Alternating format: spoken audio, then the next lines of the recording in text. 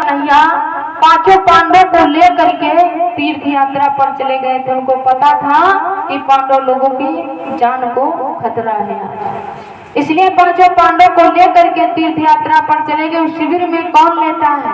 द्रौपदी लेती है, और द्रौपदी के जो है 5 पांडवों से मिलती थी। बिल्कुल आज उसी शिविर में लेते हैं, और रक्षक किसको बना गए थे? भगवान कन्हैया भोलेनाथ को, बाबा भोलेनाथ को रक्षक बना गए। इधर द्रोणी जैसे ही शिविर के पास में पहुंचा तो मेरे भक्तों क्या हुआ? जैसे ही अंदर जाना चाहा, भोले बाबा ने मना कर दिया कि हम अंदर तुमको नहीं जाने देंगे। तो आज द्रोणी ने एक चाल चली, मन में विचार किया कि भोले बाबा बहुत जल्दी प्रसन्न हो जाते हैं, ऐसा करो कि कुछ इनको बताते हैं। द्रोणी ने कहा, अरे भोले बाबा, हम तुम्हारे बहुत बड़े भक्त हैं, तुमको नहीं मालूम है? तो आज भोले बाबा को जैसे ही पता चला, जैसे ही द्रोणी ने बताया कि हम आपके भक्त हैं, उसी समय भोले बाबा खुश हो गए और सब कुछ भूल गए कि हम एक जो है पहरेदार बनाए गए, रक्षक बनाए गए हैं शिविर के, और मगन हो गए। तो मेरे भक्तों, भोले बाबा बहुत जल्दी प्रसन्न होते हैं और बहुत जल्दी नाराज। अगर नाराज हो जाए तो कोई मनाने वाला नहीं है उनको, और प्रसन्न हो जाते हैं बहुत जल्दी। मेरे भक्तों, एक बार की बात है, एक भक्त था भोले बाबा का, और बहुत ही गरीब था, और रोज जो है मंदिर को जाता था, भोले बाबा की पूजा करता था। एक दिन की बात है कि मंदिर के अंदर गया, और मंदिर के अंदर जो है सोने का घंटा लगा हुआ था। जैसे ही सोने का घंटा देखा है उस भक्त ने, तो मन में विचार करने लगा कि अगर ये घंटा हमको मिल जाए तो मेरी सारी गरीबी जो है दूर हो जाएगी। वो भक्त मन में विचार कर रहा है कि अगर ये सोने का घंटा हमको मिल जाए तो हमारी सारी गरीबी दूर हो जाएगी। आज वो भक्त क्या करता है कि भोले बाबा की जो है लाट बनी हुई, शिवलिंग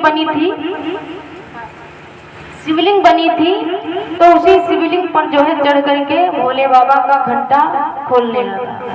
जब घंटा खोलने लगा तो क्या हुआ?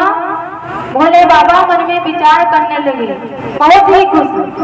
कहा इतने भक्त आते थे, रोज जो है फूल पाती जल चढ़ाते थे, लेकिन आज पहला भक्त देखा जो खुद ही हमारे ऊपर चढ़ गया। आज पहला भक्त देखा जो हमारे ऊपर खुद ही चढ़ गया, और भोले बाबा को ये नहीं मालूम कि सोने का घंटा हमारे ऊपर चढ़ करके खोल रहा है। बहुत ही प्रसन्न। कहा ये पहला भक्त देखा जो हमारे ऊपर खुद ही चढ़ गया। तो आज देखिए, जैसे ही द्रोणी के सामने द्रोणी ने जैसे कहा कि मैं तुम्हारा भक्त हूँ, वैसे ही भोले बाबा बड़े खुश हो गए, बड़े ही प्रसन्न हो गए। अब क्या होता है? कहा भोले बाबा से कि हम अंदर जाना चाहते हैं। भोले बाबा कहने लगे, सुनो भैया, हम जो है आगे से तुमको अंदर नहीं जाने देंगे। कहा क्यों? कहा अगर हमसे कोई पूछेगा तो भाई हम झूठ थोड़ा ना बोलेंगे, ऐसा करो तुम पीछे से चले जाओ। कहा ऐसा क्यों? कहा अगर हमसे कोई पूछेगा तो हम ये बता देंगे कि आगे से कोई गया नहीं, पीछे से हम जानते नहीं। अब क्या हुआ? पीछे से जो है द्रोणी जा करके शिविर में घुसा है, और पांचों पांडवों के पुत्र लेटे थे द्रौपदी के पास में, बिल्कुल शकल एक में मिल रही थी।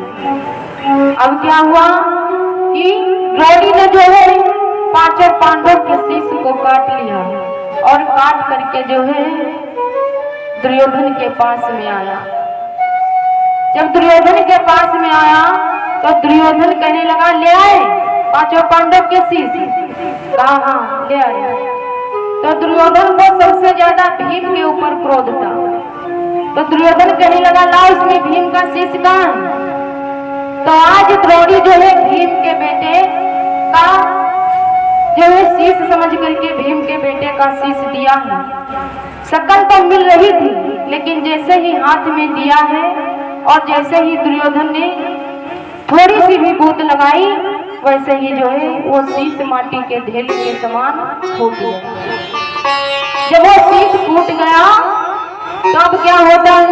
दुर्योधन कहने लगा, ये भीम का शीश नहीं हो सकता, तो मेरे भक्तों द्रोणी कहने लगा, फिर कहा ये दुर्योधन कहने लगा ये भीम का शीश नहीं हो सकता, क्योंकि भीम के शीश पर हमने अनेकों गदाएं मार दी, फिर भी जो है भीम का शीश नहीं फूटा, और ये आज माटी के ढेले के समान फूट गया, ये भीम का शीश नहीं हो सकता।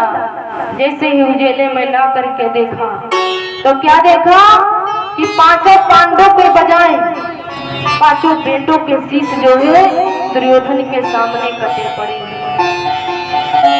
दुर्योधन को बड़ा ही दुख हुआ, मन में विचार करने लगे, ये द्रोणी तूने तो मेरे वंश में तर्पण करने वाला ही नहीं छोड़ा, नहीं रखा।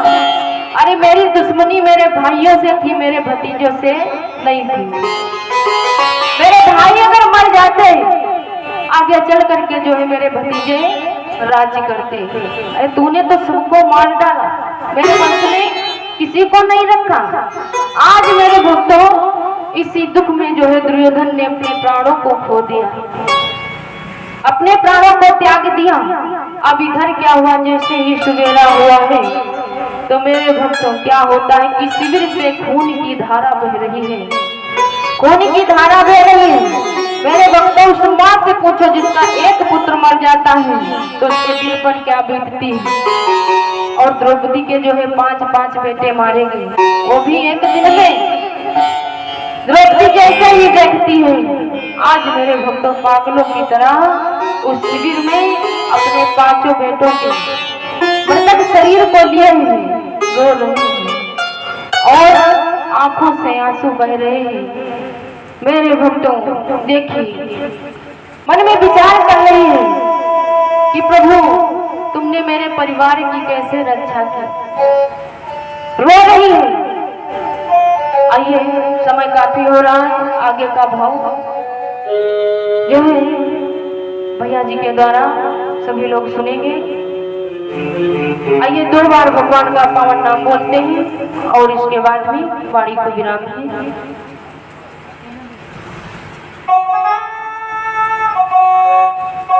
सभी भक्त बोलेंगे तालियों को बजाते हुए और आगे का भाव सभी लोग भैया जी के द्वारा सुनेंगे और बड़ा ही आनंद आएगा। सभी लोग बोलेंगे तालियों को बजाते हुए।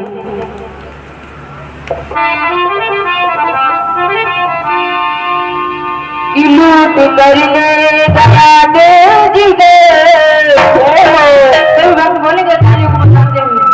लूट कर लेगा जी दे, सावरा जादूगर सावरा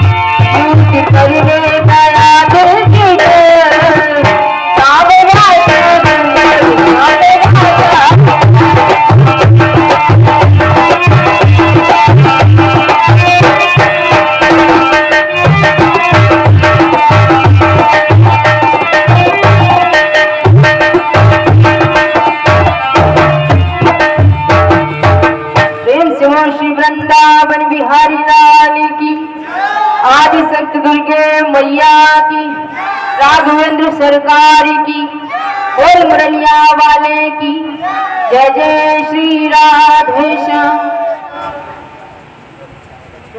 भाई क्या है